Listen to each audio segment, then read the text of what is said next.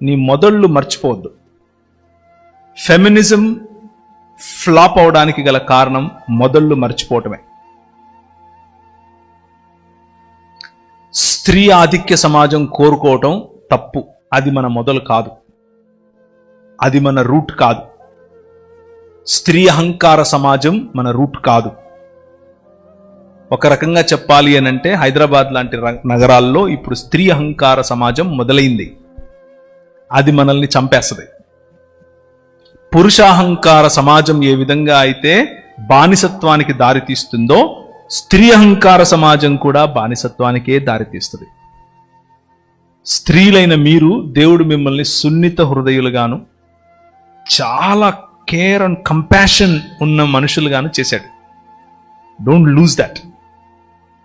వాడెవడో మీసాలు తిప్పాడని, తొడలు కొట్టాడని మీరు మీ స్త్రీత్వాన్ని కోల్పోవద్దు. ఎస్తేరు రాజు సముఖానికి వెళ్ళింది తన ప్రజలను కాపాడుకోవటానికి. నీ మూలాలు నీ ప్రజల్లోనే ఉన్నాయి, నీ మూలాలు నీ కుటుంబంలోనే ఉన్నాయి.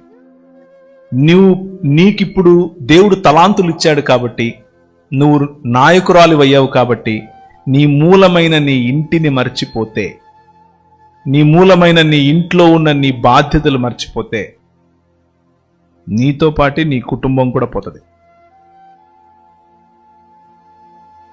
3 ఎంకరేజ్మెంట్ మాటలు చెప్పాను.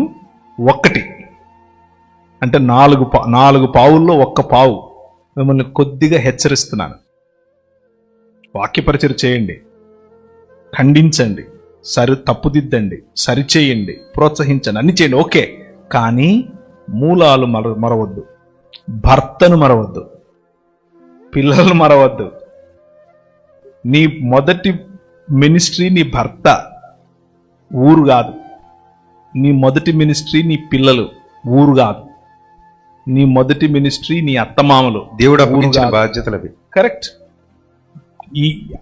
అది వదిలేసి నేను ఊరెక్కుతాను అనంటే రెంటికి చెడ్డ రేవడవుతావు. హిందీలో దాన్ని ఏమంటారంటే ధోబికా కుత్తా నా ఘర్క నా ఘాటుక. అంటే సాకలాయన కుక్క అట్లా ఇంట్లోనూ ఉండలేదంట, అట్లా రేవులోనూ ఉండలేదంట. ఇది పరిస్థితి. సో ఇది కొంచెం కాషియస్గా ఉండడం కోసం చెప్పాను. బట్ ఈ 4 గుర్తుంచుకుంటే will be excellent. And we need more women leaders. చాలా మంది స్త్రీ నాయకులు కావాలి. ఒక్కరు సరిపోరు, ఒక్క కాంతికల సరిపోదు, అలాగే ఒక్క సిస్టర్ సరిపోదు, వినూత్న